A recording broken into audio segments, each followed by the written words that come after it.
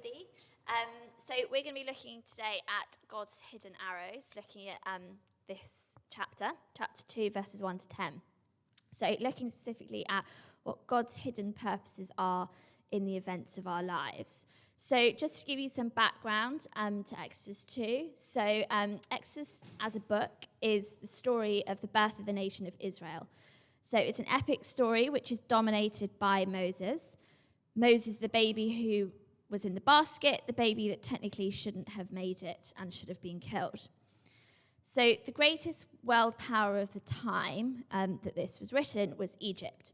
So the Israelites, who were God's people, had been enslaved in Egypt for hundreds of years. And Egypt was in the height of military power during this time when Moses was born, and it was run by a very controlling Pharaoh, which was the king of Egypt. So Pharaoh was really uneasy about the expanding population of the Israelites on his borderlands. And basically, the more he was enslaving them, the more that they were multiplying and spreading. And obviously, the Israelites weren't happy and they were oppressed. And so Pharaoh decided that he felt like he was going to lose power because they were expanding at such a rate. So he put a new rule in place, which was to kill young Hebrew babies. So if we go back to Exodus 1, verses 15 to 22, I'm just going to read this snippet to you. So the king of Egypt said to the Hebrew midwives, whose name were Shiphrah and Puah, when you are helping the Hebrew women during childbirth on the delivery stool, if you see that the baby is a boy, kill him.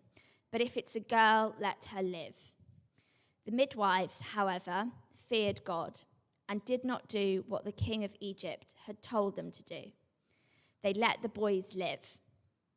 Then the king of Egypt summoned the midwives and asked them, "Why have you done this? Why have you let the boys live?" The midwives answered Pharaoh, and they said, "Hebrew women are not like Egyptian women.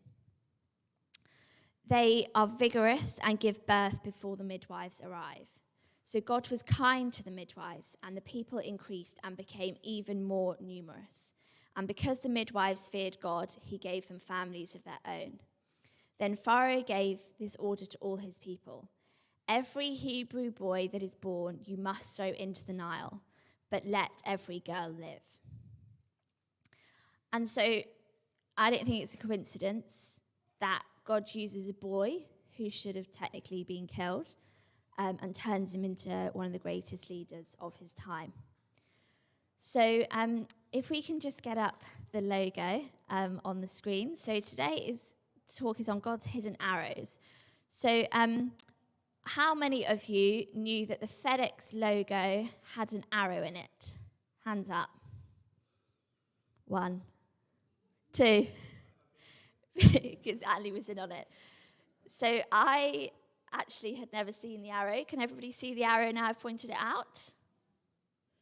In between the E and the X at the end. Yeah? Penny dropped. So until it was pointed out to me, I had never seen the arrow, even though I've seen that logo numerous times before.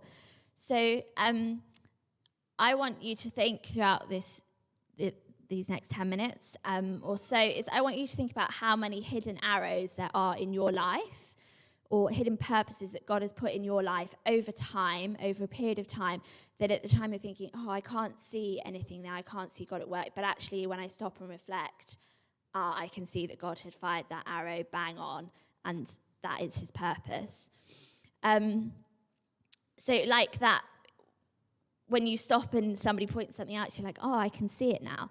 And so there's so many arrows that have been fired in my life that, I'm probably not aware of and may never well be aware of. And that's where faith comes in, because you don't see everything that God's doing. Then there's arrows that I can quite clearly see have been fired. And then there's arrows that I'm waiting to be fired. And I'm thinking, oh, is it going to land there? Oh, no. And this morning, as I was driving down some country lanes, a pheasant came out. And you know when you're driving, something comes out. I don't know if you ever do it, but I duck, even though there's like no point ducking because the car is going to stay the same height. So when I go through like car park things as well, I always duck, but my car's still the same height. And a pheasant was coming out, and I was thinking, oh, I'm going to hit it. And it was like coming right towards the front of my windscreen. And I thought, oh, that's going to land right in the bonnet of my car. And then it just swerved last minute. And I think that's the thing with God's arrows sometimes and God's purposes, is we think they're going to land in a certain place, but actually his plan is often different to ours, and his purpose is different to ours. And then as well, we're often waiting for the arrows to land. So Moses had to wait 80 years before he was called to lead his people. And one thing that we know about God is that his purpose and his arrows are always bang on target, and they're bang on time. So just to encourage you, if you're waiting for something, Moses had to wait 80 years, which is a heck of a long time. I get tired waiting like 8 months sometimes for something, let alone 80 years. So Moses' life was pointing in one direction when he was first born as a baby. It was pointing towards the Nile. It was pointing towards death. But God fired an arrow and he turned Moses' life around. He did a full 180. But Moses had to wait, and he had to wait. And then all of a sudden, God's arrow, which was fired when he was born, then landed bullseye 80 years later, and Moses was called to lead his people out of slavery. So I'm just going to give you a bit of a personal story about a purpose that I feel has happened to me in the past year. So if I take you back to August 2020, so just over a year ago, and my 9, which is a Welsh word for gran, had passed away. And she was a massive animal lover. I had grown up on a small holding and always loved animals. And I guess a way of me dealing with the grief of her loss was to go and find myself and buy a horse, like you do. So I'd always ridden horses when I was younger, just plod along, nothing fancy, on the farm. And I hadn't ridden in years, and I thought I couldn't afford it. And then I was like, no, I'm going to go and buy a horse. So I started to look for a horse and made it my mission to find one. So fast forward to October 2020, so a couple of months after, like I said, I made my mission. Within 2 months, found a horse. Driven up to Cheshire, bought this horse, brought it back down to Suffolk. It was all hunky-dory. And the horse was settling in well. Horse is called Ruby. And then one Sunday I was in church in Bury, so we just started to meet together again in person, and it's at the stage when you all had to wear masks and you weren't allowed to sing. And I was in church and I was just listening to the worship, and then all of a sudden I just had this overwhelming sense, and it just came out of nowhere, and I just heard God say, you have to move back to Wales for winter. And I was just in floods of tears, and I came out of church and I was just really confused, because I was like, well, I live in Bury. I've just bought a horse, moved it 250 miles, and I've got exams to sit, because I was sitting my financial exams at the time, and I've got like 2 or 3 exams I need to sit in the next couple of months, one of them being next week. There's no way I can move back to Wales. But I guess over the years, I've figured that God's way of speaking to me, often I get convicted with things and I just have a gut feeling, and I know when I need to do something, and this was one of it. And I also, at the time, so Boris had said that there wasn't going to be a lockdown over Christmas, we were going to be able to see family, and because I live on my own down here, I also had, you could call it prophetic, I knew that there was going to be another lockdown, and I knew that it was going to be over Christmas and for winter. So I rang my mum and I was like, Mum, no, this is totally out of the blue, but I'm going to come home next week and I'm bringing Ruby. So can you empty one of the stables and we'll be up after I'll sit my exam and then I'll drive up. So sat my exam, packed myself and Ruby up, and we went up to Wales. And I thought, I'll stay here till January, so I'm not on my own over Christmas. And then, so I'm not living on my own in lockdown. And then fast forward to Christmas Day, and my mum started to feel unwell. Boxing Day, she was still ill. She just felt like really, really sick. So we went and I took her for a PCR test and I thought, I'll have one whilst I'm here. Then we all tested positive for COVID in our house. I was quite unwell for about 36 hours. My mum and dad were really poorly. My dad went into hospital, but my mum stayed at home and I nursed her. And it was only us two at home.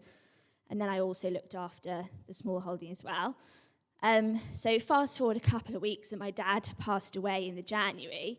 And I ended up staying in Wales until the April to look after my mum, who had a really bad long COVID. So when you look at that story in a nutshell, you think, I thought I was going back to Wales for my own good. I thought I was going back so that I wouldn't be on my own in lockdown. But actually, God had a greater purpose. And it goes back a long time. And there's loads of other stories I could tell you that build up to that story. But actually, had my 9 not passed away in the August, I wouldn't have bought a horse. And actually, the horse was a driving force for me to go home for the winter so that we were both there together. And actually, had I not gone home, I wouldn't have been there when my parents got ill, and my mum would have gone into hospital, and I can quite confidently stand here and say if she'd gone into hospital, she wouldn't have come back out. And so when you look back on that, at the time, I didn't have a clue of God's purpose in my life. But actually, 9 months on, I can quite clearly see that there was another reason to God firing the arrow of me going back to Wales. And so it's all well and good knowing that God has these hidden purposes in our lives, like he did with Moses, you know. Why did Moses, the one boy, survive that time? You know, why was it that it was actually his mum that ended up nursing him? And all of those coincidences. So we can know all this, but actually, how do we live accordingly to God's purpose? How do we live accordingly to the hidden arrows? And so my encouragement to you from my story of a year ago is that just one arrow can have a massive impact, and it can have a ricocheting impact. My 3 encouragements to you is keep close to God, keep praying, and keep yourself in community. With the keeping close to God, further on in Exodus, when the Egyptians are trying to escape, but they're hemmed in between sea and mountain, with water in front of them and Pharaoh's forces behind them, Moses tells the Egyptians, "Do not be afraid, stand firm, and you will see the deliverance the Lord will bring you today." And I can tell you that when that arrow was fired for me to go back to Wales, I didn't really want to go back. I was convicted to go back. And then when everything happened and I was isolating in the house with my critically ill mum with 0 nursing experience, I just had an overwhelming sense of don't be afraid and stand firm. And so if there are purposes, if there's arrows in your lives that you are waiting to be fired, then my encouragement to you is just stand firm and do not be afraid, because God's arrows are always bang on target and they're bang on time. And keep praying, keep looking back. Had I not been convicted to go back to Wales, had I not known or been close to God to know that that was a real conviction for him and it wasn't just a feeling, I probably wouldn't have gone back. It was only because I was almost floored by how strong a conviction that I ended up going back. And also take time to reflect. You know, take time this week to look back. I'm sure you could all now, if I gave you a couple of minutes, think of something in your life that you know that God has had his hand on. And then my other encouragement is keeping yourself in community. You know, we don't know what the future holds. And In times when these arrows are hidden and all we want to do is to be able to see them, we need community around us. When arrows are fired that are complete left fielders and you don't know why it's been fired, you need community around you.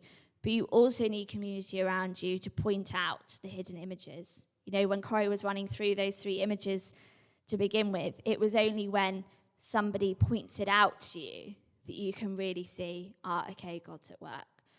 Or maybe God's wanting this from me and not that. And so keep yourself in community, keep yourself accountable to others. And